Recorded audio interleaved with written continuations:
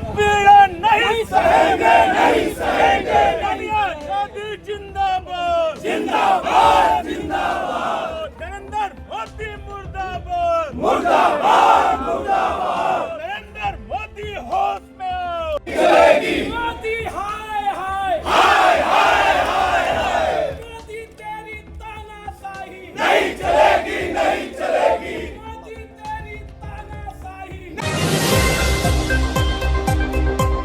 National Herald case में ED ने chargesheet दायर कर दी है, जिसके बाद से ही समूचे कांग्रेस में रोष का माहौल है। अब भाजपा और कांग्रेस में आर पार की जंग शुरू हो गई है। इसी क्रम में आज काशी में कांग्रेस महानगर अध्यक्ष राघवेंद्र चौबे के नेतृत्व में कांग्रेस कमेटी ने वाराणसी कचहरी पर हल्ला बोला और राष्ट्रपति महोदय को संबोधित पत्रक सौंपा। मीडिया से बात करते हुए कांग्रेस वाराणसी महानगर अध्यक्ष राघवेंद्र चौबे ने नेशनल हेराल्ड केस में चार्जशीट दायर कर लोकतंत्र को कुचलने की साजिश बताई। वहीं कांग्रेस की पूर्व अध्यक्ष श्रीमती सोनिया गांधी और राहुल गांधी जी के खिलाफ मोदी सरकार की ये बदले की राजनीति भी बताई।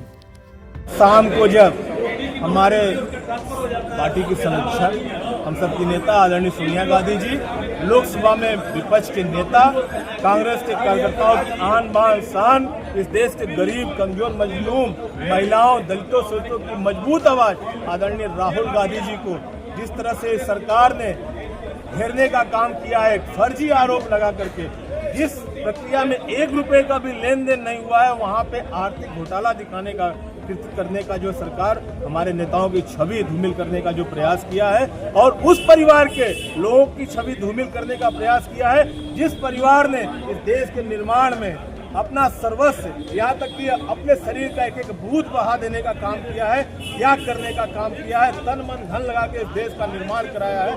ऐसे नेताओं के ऊपर अगर इस तरह की साजिश होगी, कांग्रेस का कार्यकर्ता चुप नहीं बैठेगा, अपने नेता की न्याय और हक हकूक की लड़ाई पुरजोर तरीके से लड़ेगा। आज एक वानगी आप देख रहे हैं, कल रात की ये चंद घंटों की तैयारी है। अगर ये अपने कृत्य को रोकेंगे नहीं तो कांग्रेस का एक एक कार्यकर्ता प्रशासन की ईंट से ईंट बजा देगा। प्रशासन चलाना हम मुश्किल है। इसके लोग जब हम सत्ता में थे इस देश का निर्माण कर रहे थे, आज विपक्ष में है और ये सरकार सीधे लोकतांत्रिक मर्यादाओं, परंपराओं का हनन करने पे लगी हुई है। लोगों के लिए कोई न बेहतरी की, न हिंदुस्तान की बेहतरी की बात हो रही है, न दलित शोषित महिलाओं की बेहतरी की बात हो रही है, न बेरोजगार नौजवानों की बेहतरी की बात हो रही है। ये सरकार सिर्फ और सिर्फ एक डंडा अपना करके, हिंदू मुस्लिम करके इस देश के लोगों को गुमराह करने का काम कर रही है और देश को एक बार पुनः गुलामी की तरफ धकेलने का काम कर रही है। इसके खिलाफ हमारे नेता सजग हैं, कांग्रेस का एक एक कार्यकर्ता सजग है और लगातार संघर्ष करता आया है, आगे भी संघर्ष करता आएगा। आप देखिए कि किस तरह भारतीय जनता पार्टी के लोगों को बेवकूफ बनाते हैं। रनवे की 4 लोगों की, जिम्मेदार लोगों की फोटो जारी होती है। मैं आपके चैनल के माध्यम, आप सभी लोगों के माध्यम से पूछना चाहता हूं, उन 4 लोगों में से किसी ने बयान दिया कि मोदी जी उस 23 लोगों के द्वारा पीड़िता के लिए चिंतित हैं? एक फोटो केवल जारी होती है और मानसिक रूप से कितना विकलांग बना दिया गया है भारतीय जनता पार्टी के लोगों के द्वारा कि हम सब लोग, मोदी जी ने उस पीड़िता का हाल चाल ले लिया। मैं पूछना चाहता हूँ, आज 4 दिन बीत गया उस फोटो के जारी हुए होते और उस 4 लोगों में से नरेंद्र मोदी जी, कमिश्नर महोदय, कमिश्नर, नगर मंडलायुक्त महोदय और डीएम महोदय द्वारा क्या ये बयान जारी किसी ने किया मीडिया के सामने कि नहीं, हमसे नरेंद्र मोदी जी ने पीड़िता की बात की है? केवल एक प्रोपेगेंडा बना करके लोगों को बेवकूफ बनाने का काम ये सरकार करती आ रही है। हम सब मांग करते हैं कि उस पीड़िता के परिवार के साथ खड़े हो। कहाँ चला गया उनका बुलडोजर जो योगी जी राजनीतिक मंचों पे खड़े होकर बोलते थे कि कोई बलात्कारी अगर कहीं बलात्कार करेगा तो अगले चौराहे पे यमराज मिलेंगे। ये 23 लोगों के लिए यमराज किस छुट्टी पे चले गए हैं, कहाँ सो गए हैं? उस पीड़िता गरीब पीड़िता है, बहुत गरीब परिवार है, हम लोग संपर्क में हैं, उनकी लड़ाई लड़ रहे हैं। हम उनकी लड़ाई लड़ेंगे, उनको न्याय दिलाएंगे। लेकिन हम भारतीय जनता पार्टी के नेताओं से कहते हैं कि जनता ने आपको बहुत आशा विश्वास के साथ सत्ता सौंपी है, जिस चीज के लिए सत्ता सौंपी है उस पर काम करिए। राहुल गांधी या सोनिया गांधी को परेशान करने से आपको कुछ नहीं मिलेगा।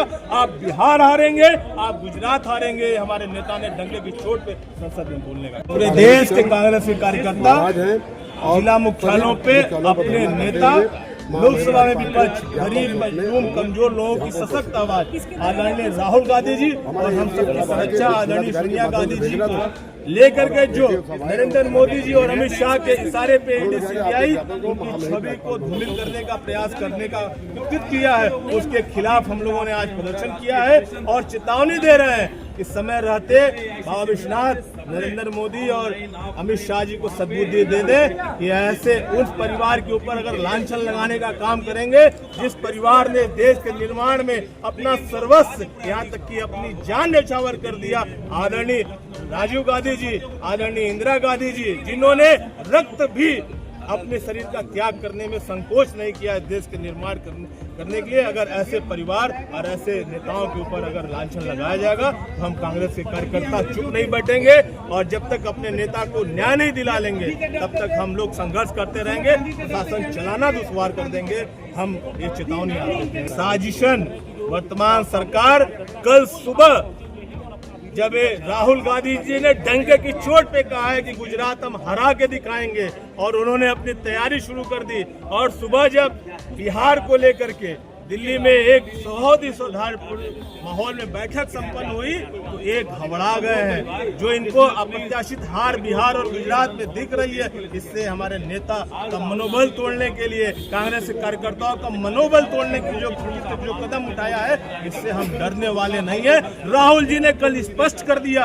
और आज एक एक कार्यकर्ता जो यहाँ उपस्थित है ये राहुल जी की आवाज में अपनी आवाज मिलाते हुए कह रहा है कि इस देश में हमेशा सत्यमेव जयते हुआ है। ये गुजराती फ्रॉड इस बार एक्सपोज होंगे। कांग्रेस के कार्यकर्ता अपना खून पसीना बहा करके अपने नेता के न्याय की लड़ाई लड़ेंगे। के लिए नहीं, केवल कोई लाभ उनको होने वाला नहीं है। बुरी तरह से बिहार और गुजरात हारने जा रहे हैं। मैं एक छोटे से कार्यकर्ता राहुल गांधी के सिपाही के रूप में आपको राष्ट्रपति महोदय को संबोधित ज्ञापन सौंपा है, उसने इस कार्रवाई को तत्काल प्रभाव से रोक लगाने के लिए मांग की है और अपने नेताओं को दोषमुक्त किया।